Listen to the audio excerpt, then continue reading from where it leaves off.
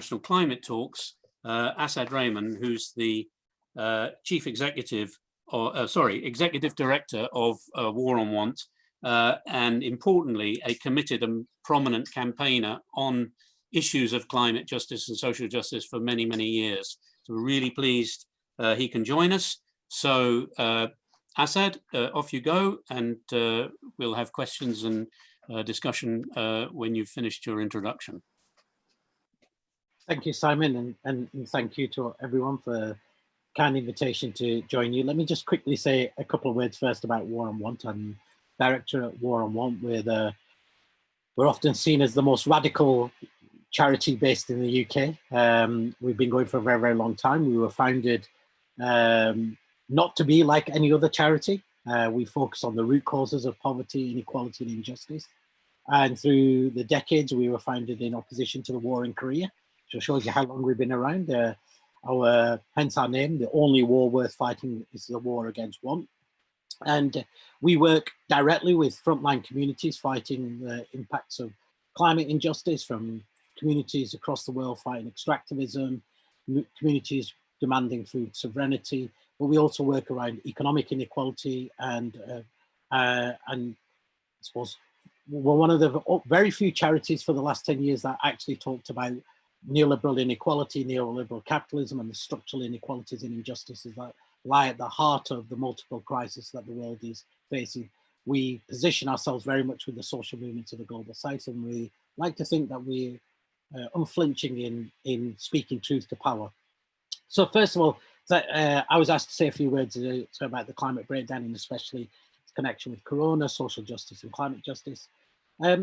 I wanted to just maybe start by just remembering something that Greta Thunberg said when she appeared in front of the US Congress, whatever, it seems like a lifetime ago, but it was only about a year ago, where she said, "We need dreams, we cannot live without dreams, but there's a time and place for everything. And we're telling ourselves bedtime stories that soothe us and make us go back to sleep." And I've always been struck with that, because I think whilst some of us try and tell the truth about the climate crisis as we see it, I think we are willing to tell ourselves bedtime stories about the structural causes and the inequities and injustices that the climate crisis is compounding. And you know, for a long time, I mean, I think those of us who've been working around climate for a very, very long time would recognize that that would have been the predominant paradigm, particularly here in the UK amongst mainstream environmental organizations. So I wanted to just say, you know, my talk is very much in honor of all of those who've been fighting climate justice, primarily in the global south, who really put a demand on us to tell the truth, join the dots between the systemic exploitation of the poorest and most vulnerable in the world and the demands of climate justice. Now, I remember when I first got involved with the climate justice movement, I used to be told this analogy. So I was told, you know, we're all facing the climate crisis and we're all literally on the Titanic and it's about to hit the proverbial iceberg. And I always used to ponder that and say, well, that depends on whose truth you're telling, right? Because whilst it's true, we are all on the Titanic, as we say. It's the reality, of course, is that the citizens of the global north, overwhelmingly, their governments and big businesses, are still on the deck of the Titanic, sipping cocktails, listening to the orchestra, hoping for some miraculous technological miracle to come along and rescue us. And in the hold of the Titanic is the people of the global south, black, brown people, who are already drowning. And when they try and escape that, they find that the hold is locked shut. So, you know, to start with, and I apologize if knowing this audience and how probably knowledgeable many people are, and I know some of you on here who I know are very, very knowledgeable, but I do think it's always important for us to start with some basic facts. So we all know that the warming that we were told would happen at 2 degrees and is now happening at 1 degree. Killer floods, droughts, famines, they're happening all over the world. You don't need to be a climate scientist to have seen what happened in Bermuda, Puerto Rico, Dominica, flattened by a hurricane. But the damage that is done from this climate violence, of course, is not just the violence that is done to people's homes and people's livelihoods. In Dominica, for example, Dominica as an island lost 224% of its GDP. In Mozambique, when that one single storm destroyed 90% of that major city and left 1 million people on the brink of starvation, that was not simply because of the cyclone. It was because over decades we have gutted the ability of Mozambique to be able to support its own people. That can go back to colonialism, it goes back to the wars of imperialism, it goes back to the extractive industries that dominate Mozambique, such that when Mozambique faced that cyclone, what did it have to do? It had to come to the City of London and beg for more debt-creating loans to be able to deal with that climate crisis. You all remember last summer, it feels a long time ago, when India's 5th biggest city ran out of fresh water, Chennai, and it's now predicted that something like up to 40% of India's 1.3 billion people could be without access to fresh water, which will affect food production for billions in the coming decade, if not the decades. And the story is exactly the same if you're looking at Latin America, in Colombia, where the droughts are threatening to wipe out indigenous communities. We've seen the forest fires. The reality is, of course, that the climate crisis is not something that's an existential crisis. For some, it's always been a reality. Now, when we remember back, and it feels like such a long time ago to think about that 2018 report by the IPCC on 1.5, which sent shockwaves around primarily the global north, because for a long time, people in the global south had long been arguing about why we had to keep temperatures originally well below 1 degree. I remember a decade ago arguing that with UK mainstream NGOs who argued for a 2-degree target. And the IPCC report set out what breaching that guardrail would mean. Everything from not just the feedback loops, but the collapses in food production, increases in water stress, what it would mean, the reality of frequent and more violent weather events. And it also talked about the devastating impacts on the economies of the global south. And it said these would dwarf what would occur during the 2008 financial crisis.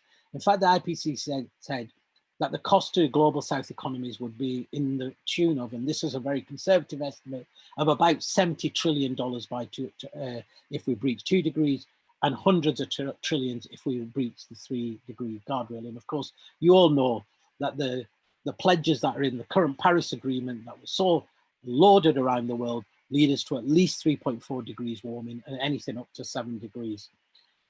So I wanted to say that because I think it's really important to us recognize some of those truths. Now, most of you have probably seen that famous champagne glass. You probably remember about the emissions. 10% of the world's population are responsible for 50% of global emissions. The poorest 50% are only responsible for 10%. But there's another champagne glass, which I think us as climate justice activists always need to bear in mind, is when you overlay the champagne glass of global inequality, you see something very interesting. You see that the top 10% of the world's population own half of the global wealth, and the poorest 50% of the world's population only own about 2% of the global wealth. And the amount, and of course, we all know that the richest 26% of people in the world now own more wealth than half of the world. That's 3.5 billion people. And this is on top of a reality that 3.5 billion people currently in the world live on less than $5 a day. 88% of the world faces some form of poverty. 3 billion people are without access to clean energy or electricity or clean cooking. Close to 2 billion people are going hungry, and 1 billion people without water, without access to water, fresh water. And of course, the rich are getting richer. Now, you all as members of XR very well know the climate science, and you know what was said in the IPCC report. But again, for those who aren't in XR, I think it's just important because it bears some connection to the debates that are taking place in the UK. Of course, IPCC said something that to keep temperatures well below 1.5, we have to basically be at 0 emissions by 2050. And rich countries like the UK did 3 things. They took that goal, and really effectively, they initiated a policy of carbon colonialism.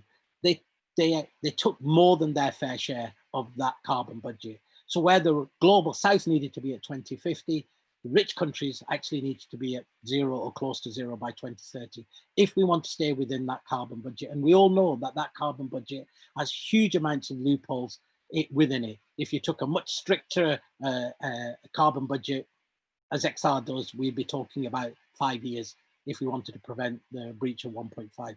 The other thing we all know that happened in that IPCC report is, of course, this huge loophole of negative emissions technology. With no proven technologies to be able to do it, this idea that we can pump carbon into the atmosphere and someday suck it back out of the atmosphere, as if turning up the world's temperature was possible and turning it back down was at all feasible without knowing what the impacts are going to be. We know that no proven technology to scale exists apart from bioenergy, carbon capture and storage, which would require 3 times the landmass of India. And of course, we all know there is no place, no 3 times the landmass of India sitting ready for us to be able to use this kind of negative emissions technology. In reality, of course, it's a license to continue to pollute and grab more land from the poorest. And the third thing it did was ignore the issue about equity and historical responsibility. The UK is one of the world's biggest historical emitters of global emissions. If the UK was to do its fair share of effort, then not only would it have to be at 0 by 2030, its budget it consumed so much of the carbon budget, it would also have to transfer at least £1 trillion to the global south. This is simply for its mitigation effort, nothing for adaptation, nothing for the cost of what is happening to the world and people having to adapt, and of course, nothing about loss and damage, the irreparable damage that is being done to people's homes, livelihoods, and countries in the coming decades. That gives you the scale of when we talk about the UK having to do its fair share, we can't simply talk about what its mitigation effort is in a domestic. As climate justice activists, we have to be able to talk about what it needs to do at home and its debt to the global south. And otherwise, what we're doing also is creating another loophole, is we're ignoring the realities of that carbon budget and that climate science. And we all know what the figures were there. You know, the UNEP and the UN estimated that in the global south, you know, the cost of adaptation would be up to at least 500 billion per year. And again, that's a very, very conservative estimate. But just to give you an example of that, you know, that's about 13 times the amount of finance that's available at the moment for climate finance. So our challenge, of course, at this moment is how do you build an economy how do you shift an economy that's built on fossil fuels and an historical extraction of wealth and resources? And how do we have this paradigm shift in such a short period of time when we know that there are these other multiple crises, including Corona? Now, I would say the only way we are able to do that in the present is we have to locate our analysis in the past as well. And I say this as really important because so much of what we have to argue as climate justice activists is about shaping our movement, and it's our role to shape our movements, both its narrative and its demands.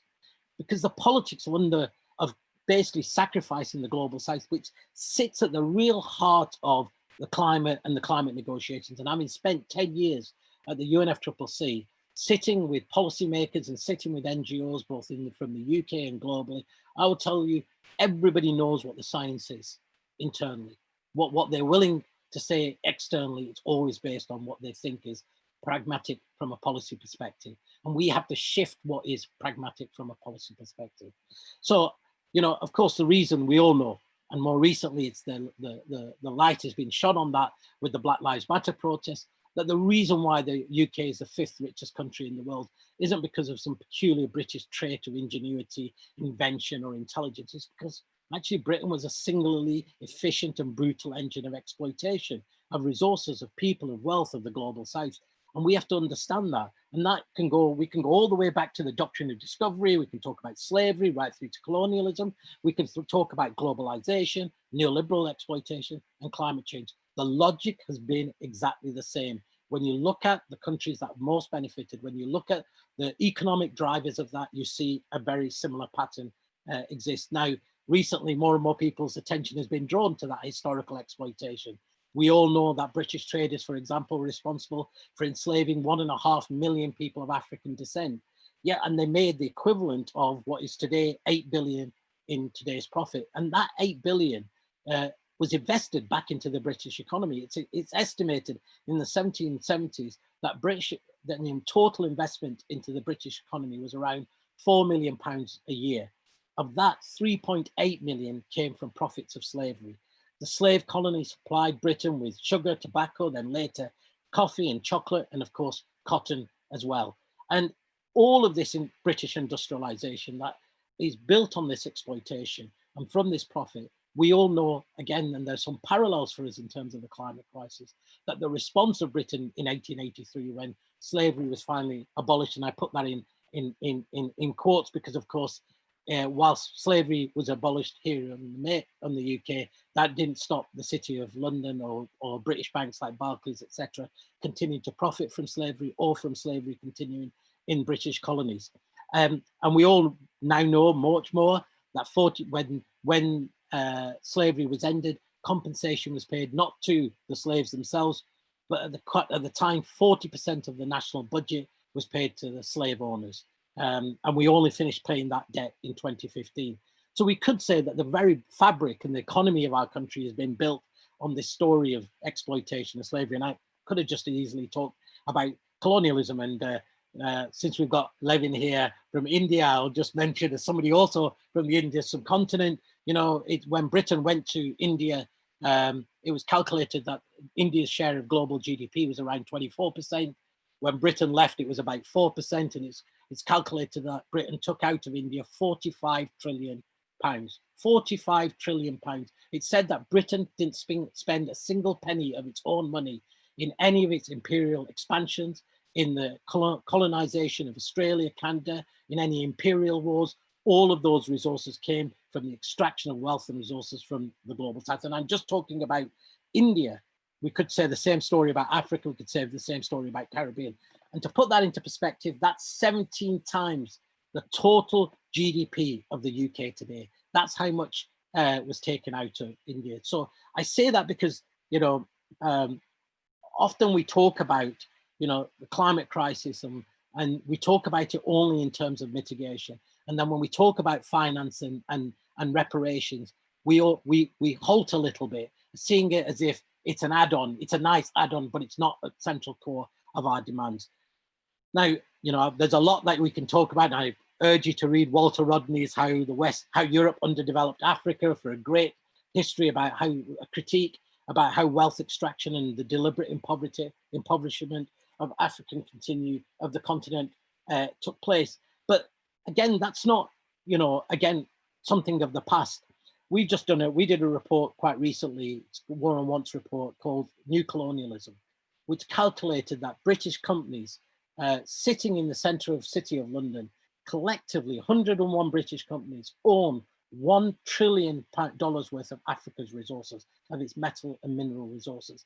That's the entire GDP of every sub-Saharan African country put together. That's the mineral wealth that's owned. And the reason why that mineral metal wealth is owned is because when you look at a map of Africa from colonial times, and you look at a map of Africa today in its metal and mineral extraction, you see something incredible. You see an overlay with the root going back to that colonial period of Britain and the West forcing global South economies to be built on exporting commodities to fuel industrialization in the global north. And that story, of course, continues. And Britain today, you know, the London powers 22% of the UK's economy, and about a third of all of the shares of the City of London still come from the extractive industry. That's a third of every single share that sits at the heart of those industries. And these are, of course, the industries we all know we need to shut down as part of the climate emergency. Now, you know, as a counter to that, we're often told, well, isn't the West very, very generous? And all we need to do is be more generous with our aid. Well, you know, it's calculated that every year about 125 billion globally is given in aid to the global South. And in total, about $1.3 trillion flows from the global North to the South. And that's if you include all aid, all investment, all financial, and including all income from diaspora and migrant communities. So even their remittances, so every single penny that comes from the global North to the global South only adds up to about 1.3 trillion. At the same time, every year, 3.3 trillion flows from the global South to the global North. And it's estimated since 1980, if you calculated the flow of resources, 16.3 trillion has flowed from the global South to the global North, and which is about 8 times the UK's GDP. And that on top of that, there's about 13.4 trillion that is flowed in illicit capital flows. That's mainly to tax havens and other secret unrecorded capital flight. And on top of that, the global south has handed over to the global north about 4.3 trillion in unsustainable debt repayments. And for places like Mozambique, which at the moment spend about 80% of their foreign income on paying debt payments, the reality of this combined crisis sits at the very heart of understanding how the best to be able to address the climate crisis. Now, I have lots of figures. You all probably know how the rich are getting richer, and we all know, we've heard recently Amazon are making £20,000, $20,000 a second. But I want to just, often we see these and we hear these numbers, and sometimes they don't quite strike us in what they actually mean about these billionaires that are being created around the world. If from the very day that Columbus discovered what was never lost to this day, if we handed somebody $5,000 every single day, that person would still not be a billionaire. And Amazon makes that every 4 days. So the question about resource and extraction has to really shape how we think about climate justice. And on top of that, of course, we've had the corona pandemic, and I want to say something about the corona pandemic. Of course, we all know it's been an X-ray on our own societies, here in the global north as in the global south. It's exposed all the deep inequalities, racial, gender, economic inequalities. The reality of even ourselves, of people who have had a very different lockdown experience. If you have the wealth and if you have the comfort of being secure in your economic base, compared to people who were struggling to feed their families, living in overcrowded accommodation, has been a totally different experience, as we know. But it's been a very, very different experience to the people in the global south, where you've seen, for example, in the garment workers in Bangladesh and India and Sri Lanka, being laid off without a penny, left destitute, where whilst in the global north, we were tweeting nature is recovering, as people were sharing pictures of boars and deers and ducks in our cities. In the global south and in India, migrants were walking thousands of kilometers and literally starving to death at railway stations. The reality of the corona pandemic is it further exposes all of those existing inequalities. And we can draw lots of parallels. Look, in Germany, there's about 48 doctors to every 10,000 people.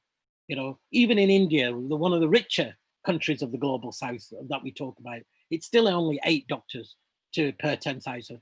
But in places like in sub-Saharan Africa or in Sierra Leone, it's 0.8 doctor per 10,000. Why?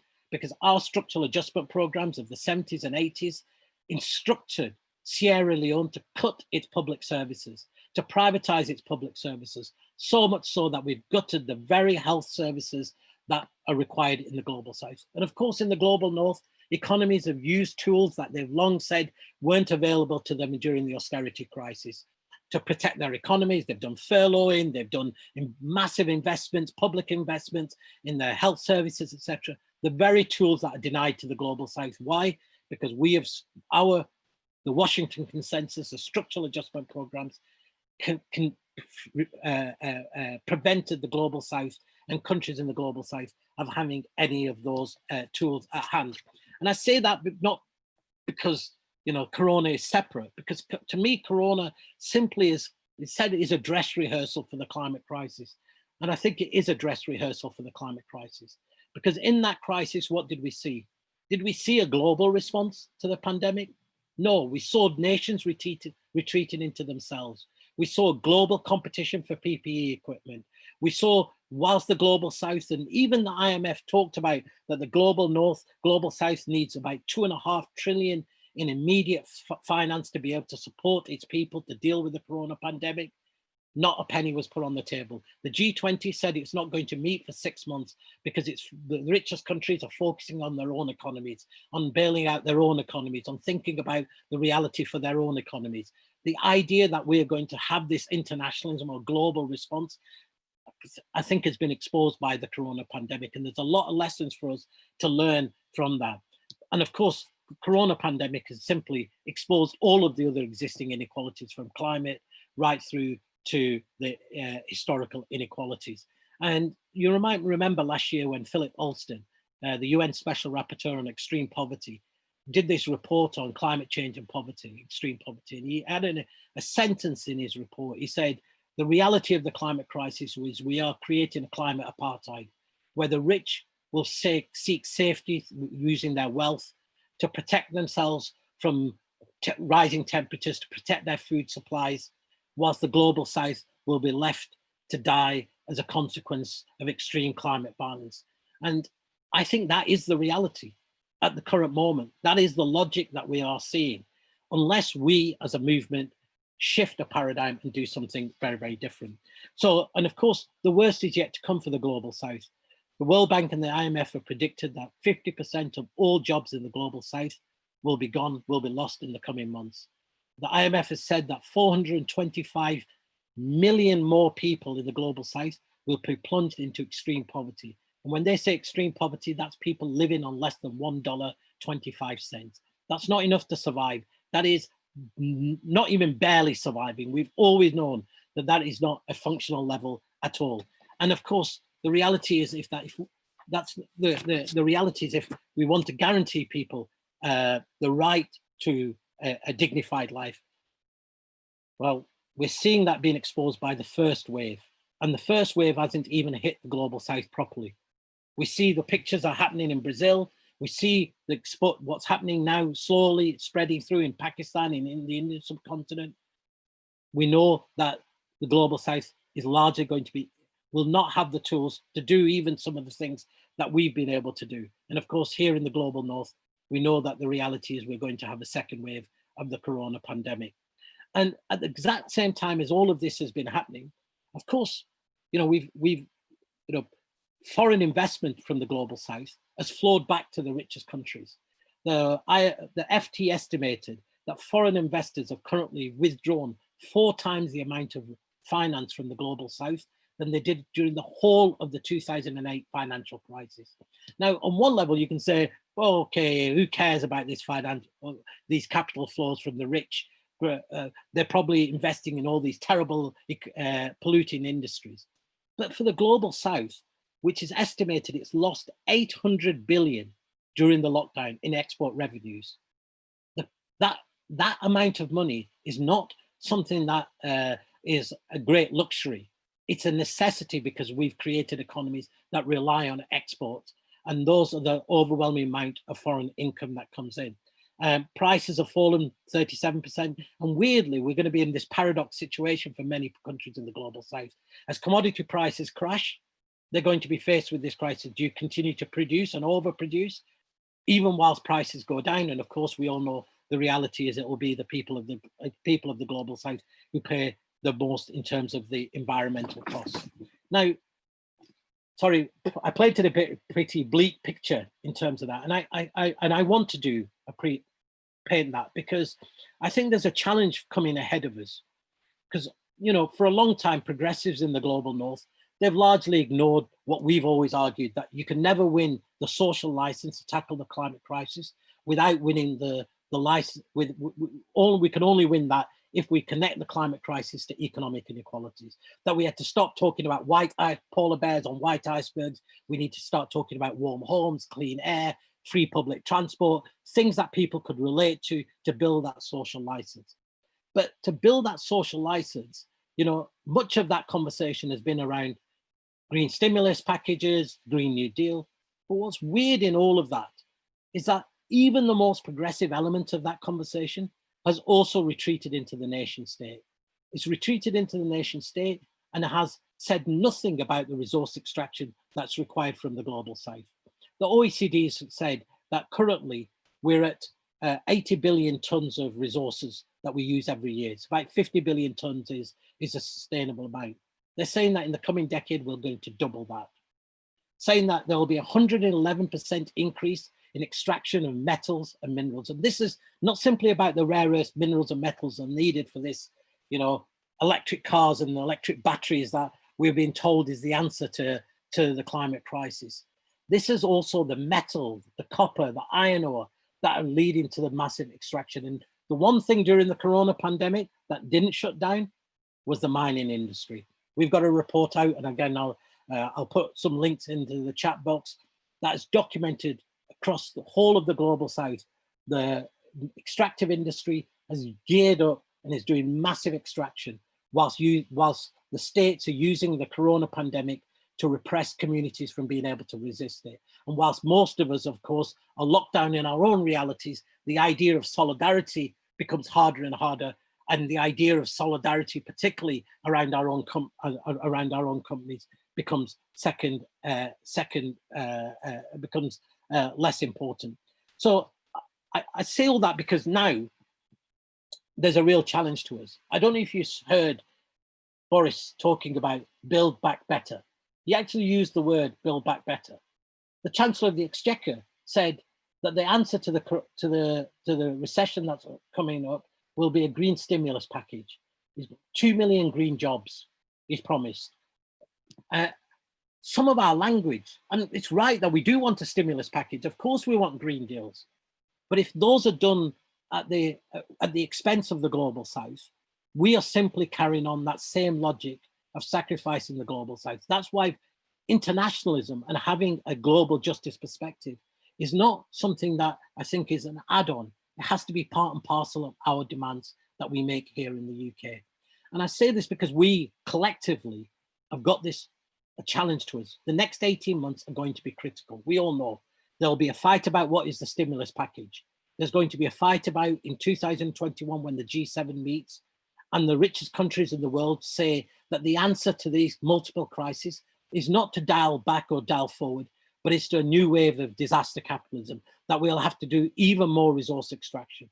And then, of course, at the end of the year in 2021, we will be hosting the COP26, the pivotal and critical moment where countries will need to increase their ambition. Now, if all of our demands at that time are simply about mitigation, if they don't move our discourse, not just in saying there needs to be debt cancellation, but actually there needs to be reparations from the global north to the global south. The challenge we're going to have is that, you know, the challenge, if you remember, some of you probably remember, do you remember the Gilets jaunes banner on their first protest? The elites worry about the end of the world. We ordinary people, we worry about the end of the month. And that has always been a challenge, I think, to the climate movement, that to build the social license we need to be able to combine those two. But imagine what the movements in the global south are going to be saying when we say to them, it's the end of the world, and people are saying, I'm dying today, I'm starving today, I'm in economic inequality today, I'm facing these injustices today. You have to answer that. Otherwise, the problem is that the social license, even in the global south for the transformation, is not going to happen. The idea that we're going to be able to leapfrog and move, not just dialing back to Keynesianism, but to be able to have a vision that goes beyond neoliberalism to something different, needs to be a vision that incorporates all people. And that means incorporating the people of the global south.